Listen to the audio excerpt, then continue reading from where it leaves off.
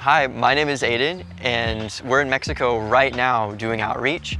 I'm here to tell you about how we were able to share the gospel with over 600 Catholics and Mayans. One thing about Mexico is that it's very Catholic, but their Catholicism here is very mixed with ancient Mayan traditions and idol worship, and those things are just incompatible with Jesus and the gospel. So one of the main ministries that we do to try to address that is park ministry, where we just go to a park in a village and we will do testimonies, do dramas, have a sermon, and we always make sure that the gospel is the main message of all three of those things. Before we go to a park, we always make sure that we pray to God and ask Him what drama we should do, who should give the testimony, who should give the sermon.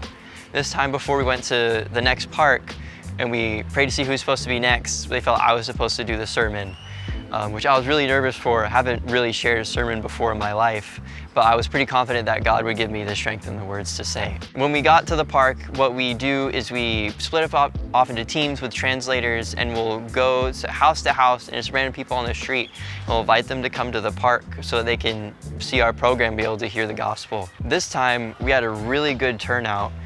We were able to invite so many people, and one of our students was even able to announce to the whole park they're having this program over a megaphone that everyone in the town heard. By the time we got to the park and the program was about to start, there were about 600 people or so at this park. It was insane. We never imagined that we would ever have that many people show up. When it was my turn to go up and share the gospel, I was feeling really nervous. And right before I started, they told me that actually instead of just having one translator going from English into Spanish, because this village has such a large Mayan population, then they also needed a third translator to go from Spanish to Mayan. And that kind of threw a little bit of a wrench into what my sermon plans were, and it just made me even more nervous. But several of the students and staff noticed that I was feeling this way, and they came and prayed for me, and that God's peace would be upon me, and He answered their prayer. As soon as I went up to share the gospel with these people, I just felt like the peace of God just come on me, and I didn't even feel like it was me sharing, but I was like God just like moving my mouth for me to share the gospel with these people. I felt like it was done like that.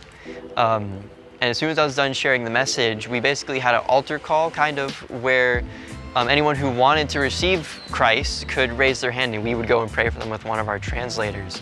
And guys, the turnout was amazing. We had 41 people give their lives to Jesus that day. And we had 3 physical healings. We hadn't had those kinds of numbers before, and we still haven't had them since. It was just amazing that we saw so many people just so hungry to receive God and be in a personal relationship with Him.